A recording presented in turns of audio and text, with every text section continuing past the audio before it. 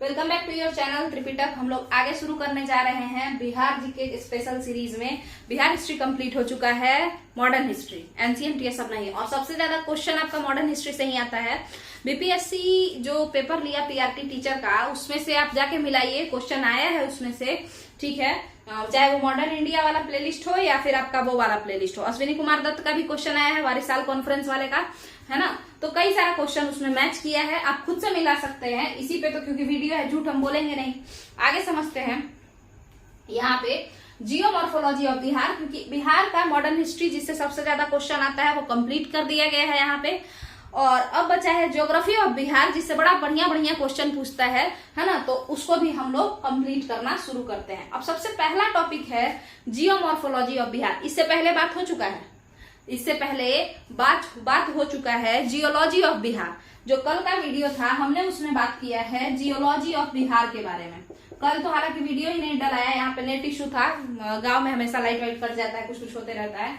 Geology का मतलब होता है कि पृथ्वी के अंदर, मान के चलिए कोई एरिया है, तो उस एरिया में जो पृथ्वी का हिस्सा है, जो अर्थ का पार्ट है ना, तो उसके अंदर क्या क्या है, यानी उसका पृथ्वी किस चीज से बना है ना। भूगर्भ इसको हिंदी में कहते हैं। तो भू तो हो गया भाई, गर्भ माने पेट में, भूमि के पेट में क्या क्या है उसके बारे में हम लोग पढ़ लिए। जियोमॉर्फोलॉजी माने मॉर्फ मतलब क्या होता है बताइए, स्ट्रक्चर। और कौन सा स्ट्रक्चर, अब माने एक्सटर्नल स्ट्रक्चर, ना कि इंटरनल स्ट्रक्चर। आप लोग अगर बायो के बारे में जानते हैं तो बायो में दो बात कहा जाता है, एक तो मॉर्फोलॉजी और एक और क्या कहा जाता है भाई, एनाटॉमी। तो ये जो एनाटॉमी है या एनाटोमी है, ये जो है ये इंटरनल स्ट्रक्चर ऑफ बॉडी के बारे में बताता है कि पृथ्वी शरीर के अंदर क्या क्या है। जबकि मॉर्फोलॉजी क्या बताता है, शरीर का बाहर आपका रूप रंग कैसा है, ठीक है। तो उसी तरीके से आपका आज जो हम लोग पढ़ने जा रहे हैं वो पढ़ने जा रहे हैं जियोमॉर्फोलॉजी ऑफ बिहार। मतलब बिहार का ऊपर का रूप रंग कैसा है, क्या क्लियर है। बिहार ऊपर से कैसा दिखता है, इसमें क्या क्या देखने को मिलता है। तो आप खुद एक बात बताइए, क्या बिहार में आप कभी भी रेगिस्तान देखे हैं क्या? बिहारी लोग बात बताइए कि क्या बिहार में कभी भी रेगिस्तान देखे हैं क्या? नहीं। अच्छा, क्या आप बिहार में कभी कोई समुद्र बिहार में देखे हैं क्या? नहीं। तो हम कह सकते हैं जो चीज हम देखे हैं बस हम उसी का बात करेंगे, क्योंकि एनाटॉमी यानी अंदर क्या क्या है, भूगर्भ, जियो, सुनिए, इंसान के अंदर पढ़ना है तो एनाटॉमी पढ़ना पड़ेगा, जीवित चीज के अंदर पढ़ना है तो एनाटॉमी पढ़ना पड़ेगा, और बाहर में मॉर्फोलॉजी पढ़ना पड़ेगा। जबकि अगर पृथ्वी की बात करेंगे तो उसके अंदर पढ़ना है तो आपको जियोलॉजी पढ़ना पड़ेगा, बाहर पढ़ना है उसका रूप रंग देखना है तो जियोमॉर्फोलॉजी पढ़ना पड़ेगा। यहाँ तक का क्लियर है बाबू? मतलब एस्पिरेंट्स आगे समझते हैं। ऐसा है ना कि हम यहाँ पे 10 तक पढ़ाते हैं, वहां पे सब छोटे छोटे बच्चा सब है, तो हर किसी को बाबू बाबू बोलते रहते हैं। चलते हैं आगे। तो जियोमॉर्फोलॉजी ऑफ बिहार के बारे में अगर हम लोग बात कर ले तो शुरू करें। तो देखते हैं बिहार का अपना जो है आखिर क्या क्या चीज है मेरे बिहार में, है ना। तो ऊपर अगर आप देखेंगे पश्चिमी चंपारण से किशनगंज तक का जो हिस्सा है, वहां पे हम लोग हिमालय को देखते हैं। मेरी एक फ्रेंड है ना, तो वो उधर ही रहती है, पश्चिम चंपारण रामनगर साइड। तो वहां पे उसके घर से जो है हिमालय नजर आता था कोरोना के टाइम में। क्लियर है? ऐसे मतलब कि पोल्यूशन की वजह से नहीं दिखता है, बट कोरोना के टाइम में पोल्यूशन खत्म हो चुका था तो हिमालय दिखता था। तो बिहार का जो सबसे नॉर्दर्न इलाका है, जो सबसे उत्तरी इलाका है, वहां पे हिमालयी रीजन है, हिमालयन रेंजेस है। तो क्या वहां पे ग्रेटर हिमालय है क्या? बोलिए नहीं। क्या वृहत हिमालय वहां पे? नहीं, शिवालिक हिमालय है। तो ऊपर में सबसे इसका ऊपर का जो मुंह जो इलाका है वो क्या है वहां पे? तो वो हिमालय है, शिवालिक हिमालय। बढ़िया बढ़िया।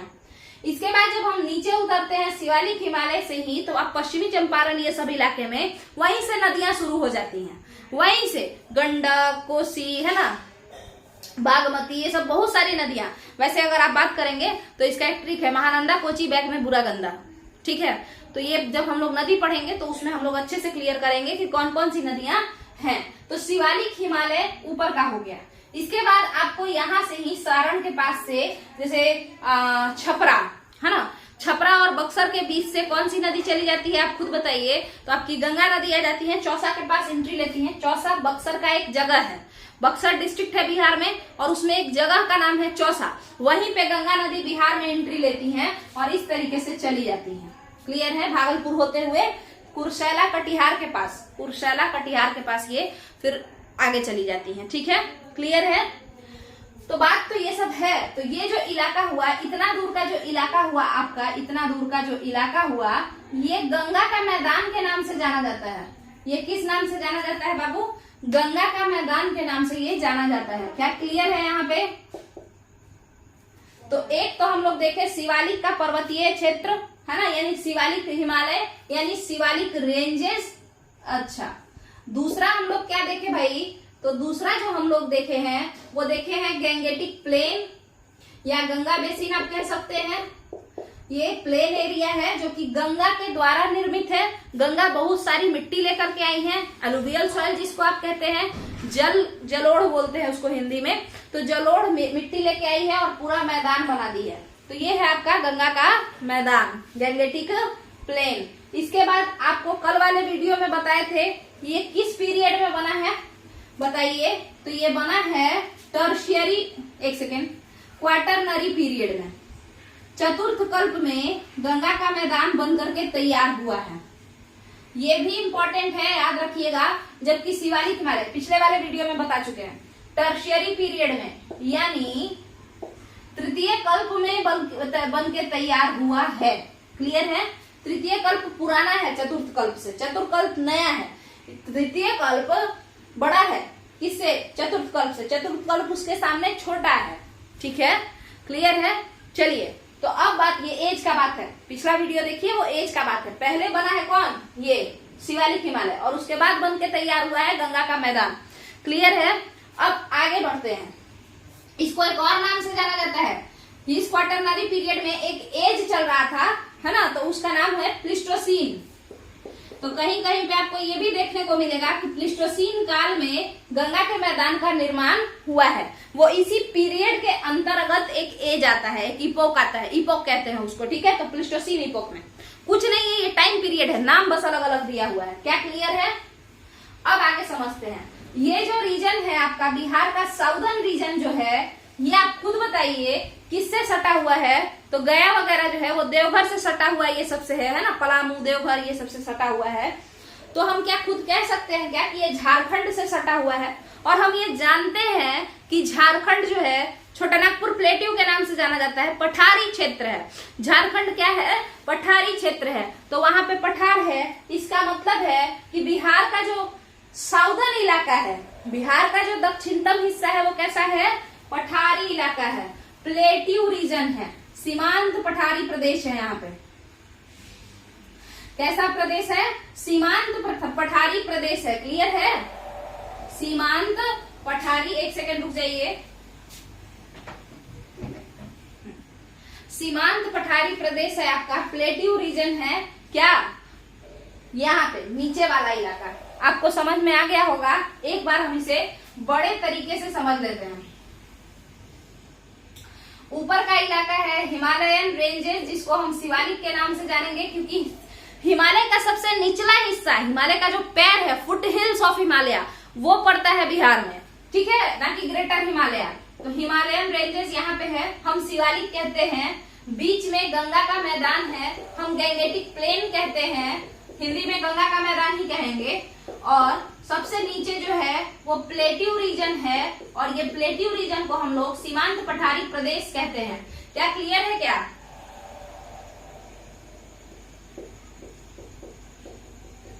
क्या क्लियर है? आज जो हम जिसके बारे में बात करने जा रहे हैं, वो जो बिहार में जो शिवालिक रेंज है, बिहार में हिमालय का जो पैर है, हिमालय का वो हिस्सा जो बिहार में पड़ता है ना, तो हम उसी के बारे में बात करने जा रहे हैं। तो शुरू करें? चलिए शुरू करते हैं। और सिर्फ तो आज हम लोग कितना देर का बात करना है? ऊपर वाला रीजन ऑफ बिहार, इसी रीजन के बारे में हम लोग बात करेंगे। ठीक है, एक एक करके पूरा ही जो है ज्योग्राफी अब कंप्लीट हो जाएगा। मॉडर्न हिस्ट्री के बाद जो है बिहार का मॉडर्न हिस्ट्री हो चुका है, ज्योग्राफी कंप्लीट कराना है, उसको देख लेते हैं। एक बार आप लोग बिहार का मॉडर्न हिस्ट्री जो सिलेबस प्लेलिस्ट है उसको चेक कीजिए, उसमें सारा सारा का सारा कंप्लीटेड है। उसमें साहित्यकार लोग क्या क्या किए, किसानों ने क्या कैसा कैसा रोल किया, है ना, सभी लोगों के बारे में, मजदूर लोग कितना इंपॉर्टेंट रोल प्ले किए, सारा ही हम लोग क्लियर कर चुके हैं। और बाकी फ्रीडम स्ट्रगल ऑफ बिहार तो किए ही हैं। 1857 रिवॉल्ट ऑफ बिहार, उसमें क्या बिहारी लोगों का क्या योगदान था, पीर अली कौन थे, वीर कुंवर सिंह कौन थे, वो पहले किसको मारे, उनको कौन मारा, कौन गोली मार दिया था उनको, ये सारा बात अच्छे से उसमें क्लियर किया गया है। कुछ 23 या 33 वीडियो, 33 वीडियोस होगा, ध्यान नहीं। चलिए ध्यान से देखते हैं। तो हम लोग कह रहे थे कि अगर ये बिहार है, अगर ये बिहार है तो हमको इसका ये वाला रीजन पढ़ना है, ऊपर वाला, ठीक है।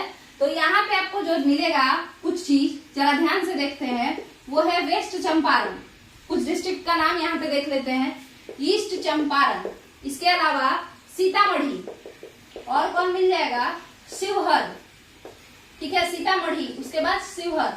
शिवहर हालांकि बाउंड्री नहीं बनाता है नेपाल के साथ, शिवहर बीच में है, सीतामढ़ी के बीच में शिवहर। और कौन मिल जाएगा, तो आपका मधुबनी, और कौन है भाई मधुबनी के अलावा, तो मधुबनी के बाद आपका किशनगंज। वैसे तो किशनगंज सबसे लास्ट में है, पहले हम लोग अररिया लिख लेते हैं, अररिया, किशनगंज,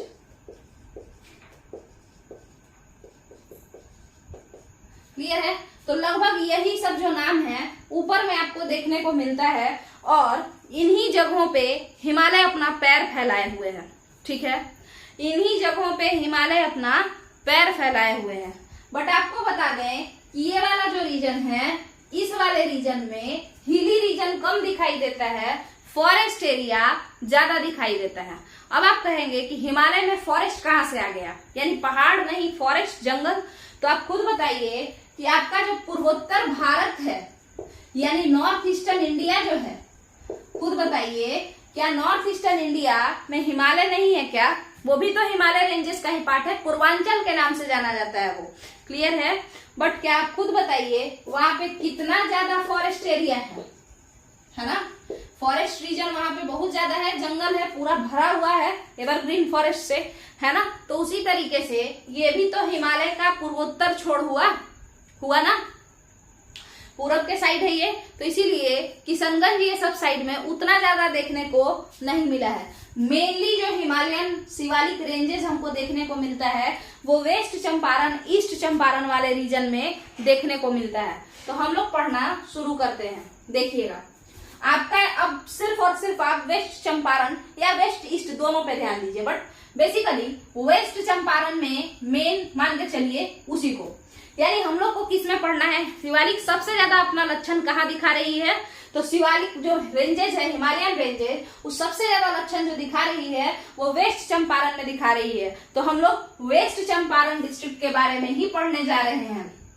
जो कि बिहार में हिमालय रेंजेस को डिपिक्ट करता है। चलिए आगे समझते हैं। तो यहाँ पे इसको शिवालिक नाम नहीं दिया गया है, इसको शिवालिक रेंजेस नाम नहीं देकर के क्या नाम दिया गया है, सोमेश्वर की पहाड़ी। यहाँ पे आपका इतना दूर में सोमेश्वर की पहाड़ी, ठीक है, सोमेश्वर रेंजेस। काहे सोमेश्वर नाम पड़ा है बाबू, क्योंकि आप लोग खुद बताइए, यहाँ पे एक सोमेश्वर नाम का जगह है, तो इसीलिए नाम क्या पड़ गया, सोमेश्वर रेंजेस, ठीक है, सोमेश्वर रेंजेस। बट ये क्या है, ये पहाड़, रेंज माने पहाड़ होता है, पहाड़ी श्रृंखला, क्लियर है। तो ये पहाड़ तो है मगर ये असली में शिवालिक का ही पार्ट है, बट जहां का जो इलाका होता है उसका वही नाम दे दिया जाता है, ठीक है। तो इसका नाम पड़ा है इसका सोमेश्वर रेंजेस। अच्छा, इसके बाद का बताइए। अब ये जब सोमेश्वर रेंजेस, ये सोमेश्वर रेंजेस जब नीचे की ओर जाता है तो बीच में ऐसे देखिए किस तरीके से ये हो जाता है। अगर हम इसको समझें, कुछ हमको मिल जाए तो हम समझा दें, एक सेकंड रुकिएगा। ये देखिए, जैसे मान के चलिए कि ये सोमेश्वर, ये देखिए इस तरीके से है, इस तरीके से ऊंचा, इस तरीके से ये ऊंचाई जो है ये सोमेश्वर रेंजेस है। इसके बाद ये धीरे धीरे धीरे धीरे नीचा होता जाएगा और बीच में एक गड्ढा जैसा बनाता है, और ये गड्ढा क्या कहलाता है, ये गड्ढा कहलाता है, बताइए, घाटी। दो पहाड़ों के बीच में जो गड्ढा होता है हम उसे वैली कहते हैं। तो ये जो गड्ढा है इस गड्ढा को हरहा घाटी कहते हैं, हरहा वैली। अब आपको जाहिर सा बात है कि यहाँ से कुछ ना कुछ पानी आता होगा, क्योंकि ऊंचाई है और ये नीचे है और ये पहाड़ भी है, हिमालय का रीजन है ना। तो जो पानी वगैरह है वो इस गड्ढे में भरेगा, है ना। तो ये जो गड्ढा है इसमें पानी बहता है और वो किस नदी का पानी बहता है? हरहा नदी का पानी बहता है। तो क्या हरहा घाटी एकदम सुंदर सा ये है? नहीं, पूरा एकदम कीचड़ जैसा, मतलब अच्छा भी पानी है बट नदी है तो नदी है तो किचकिचैना तो होगा ही, है ना। मतलब उसमें कचपच पानी पूरा भरा रहेगा। क्लियर है? ये हो गया आपका ये ऊंचाई क्या हुआ? सोमेश्वर रेंजेस, सोमेश्वर की पहाड़ी। और उसके बाद ये गड्ढा नीचे आया, ये गड्ढा क्या हुआ? ये गड्ढा क्या हुआ? हरहा नदी घाटी। और उसके बाद और जब हम लोग नीचे जाते हैं, और जब हम लोग थोड़ा नीचे जाते हैं, देखिए यहां से यहां गए, उसके बाद फिर थोड़ा ऊंचा हो जाएगा। तो ये जो इलाका है ये रामनगर दून के नाम से जाना जाता है। क्या क्लियर है? रामनगर दून के नाम से जाना जाता है। क्या आपको पता है दून किसको कहते हैं? दून और द्वार, पेन चेंज हो गया। क्या आपको पता है दून और द्वार किसको कहते हैं?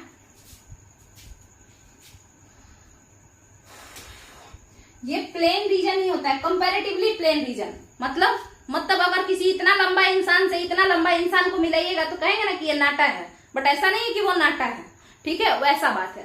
तो यहाँ पे क्या है कि रामनगर दून जो है वो भी ऊंचा तो है मगर सोमेश्वर की पहाड़ी जितना ऊंचा नहीं है, ठीक है। और दून हम किसे कहते हैं? तो दून जो है अगर आप बात करें तो दून और द्वार दो टर्म आता है, दून और द्वार दो टर्म आता है।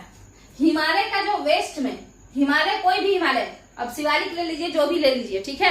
हिमालय के वेस्ट में एक रीजन पड़ता है। हिमालय के वेस्ट में अगर प्लेन रीजन पड़ेगा ना, हिमालय के पश्चिम में अगर मैदानी इलाका, हल्का मैदानी इलाका पड़ेगा तो हम उसे दून कहते हैं। क्लियर है? और हिमालय के ईस्ट में, पूर्व में अगर मैदानी इलाका पड़ेगा ना तो हम उसे द्वार कहते हैं। क्लियर है? द्वार, जैसे अलीपुर द्वार ऑफ कलकत्ता, वेस्ट बंगाल, ठीक है। हाँ, और उसी तरीके से आपका देहरादून, ये सब जो हिमालय में पड़ा, तो वेस्ट में पड़ा, वेस्टर्न पार्ट ऑफ हिमालय में पड़ा। क्लियर है? तो ये चीज है। तो रामनगर दून जो है वो प्लेन एरिया है, वो भी ऊंचा है बट प्लेन है, कंपैरेटिवली प्लेन है। अगर आप सोमेश्वर से मिलाइए तो वो थोड़ा समतल मैदान पड़ता है। क्लियर है? रामनगर दून, हरहा घाटी और सोमेश्वर श्रेणी यानी सोमेश्वर रेंजेस। तो फर्स्ट पे क्या पड़ेगा? सोमेश्वर रेंजेस। सेकंड पे क्या पड़ेगा? बीच में गड्ढा, गड्ढे में क्या है? पानी, और उस गड्ढे का नाम क्या है? हरहा घाटी। घाटी को, गड्ढा को घाटी ही कहते हैं। तो हरहा वैली, और इसमें पानी जो बह रही है वो है हरहा नदी। कहाँ पे? पश्चिमी चंपारण में। आगे बात करते हैं, अगला जो बात है आपका वो क्या है भाई? तो वो है इसके बाद रामनगर दून। इन दोनों के बीच में कौन है? ये हरहा। रामनगर दून और सोमेश्वर रेंजेस के बीच में कौन सा घाटी है? हरहा घाटी। यहां तक का क्लियर है? सोमेश्वर रेंज में कुछ इंपॉर्टेंट बात है जिसको कि हम लोगों को देखना है। अच्छा, वाल्मीकि टाइगर रिजर्व इधर ही है, वेस्ट चंपारण में ही है, ठीक है। आपको ये हरहा और ये नदी उसमें देखने को मिल जाएगी, ठीक है।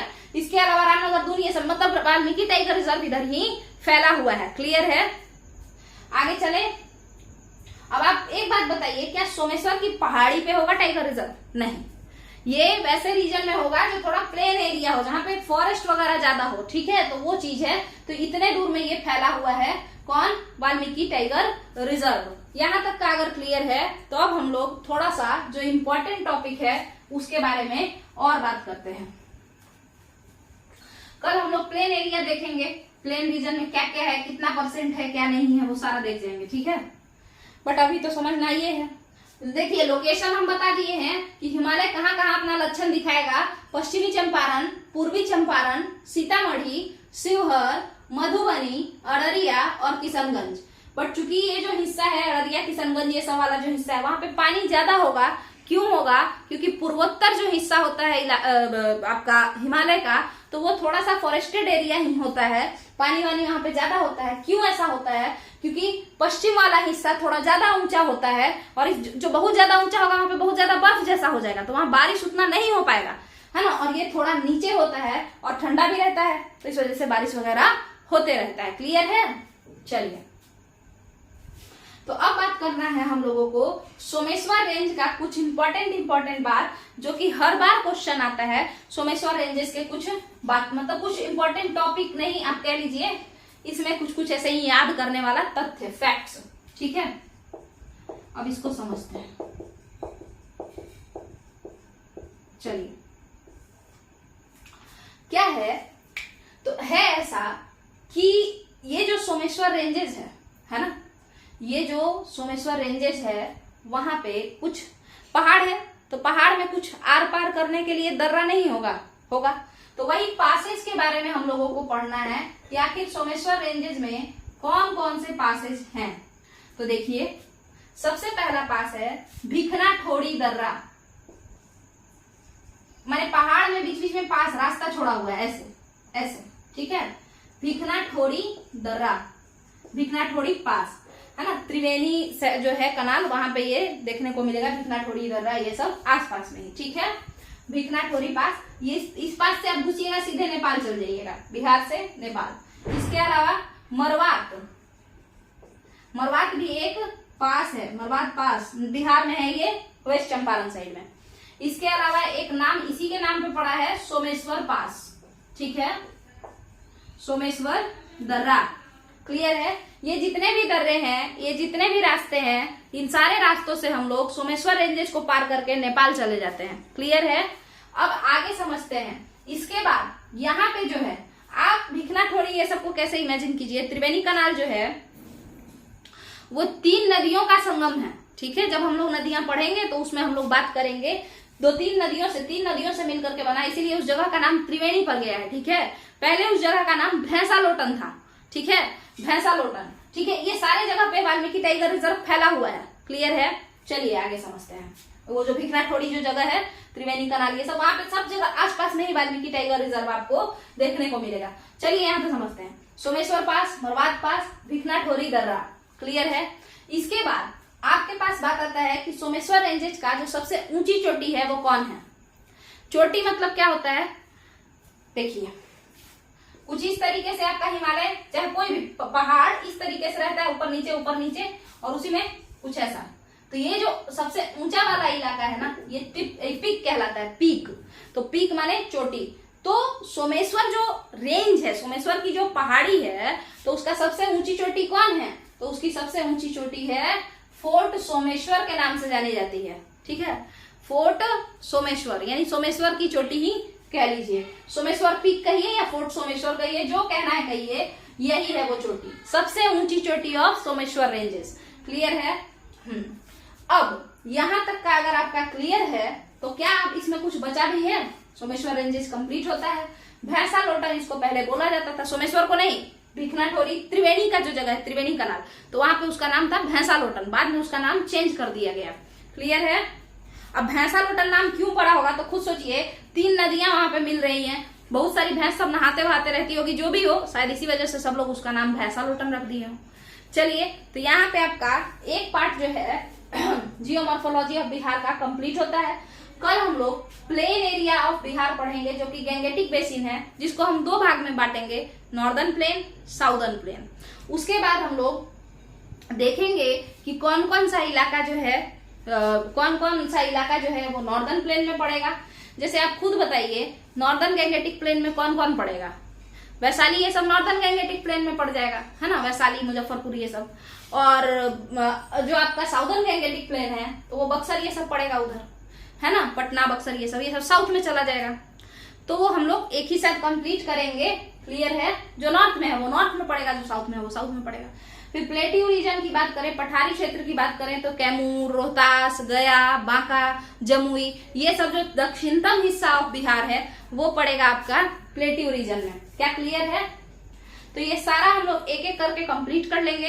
अगर आपको जियोमॉर्फोलॉजी ऑफ बिहार में सोमेश्वर रेंजेस, जो कि शिवालिक का ही पार्ट है, बिहार में उसका नाम सोमेश्वर पड़ा है, अगर कंप्लीट हो चुका है, समझ में आ चुका है, तो आप इस वीडियो को लाइक कर दीजिए, वीडियो को शेयर कीजिए अपने दोस्तों में, ताकि उनका भी जो है पूरा का पूरा बिहार जी के कंप्लीट हो सके। और बाकी चैनल को सब्सक्राइब कीजिए। चलिए, थैंक यू।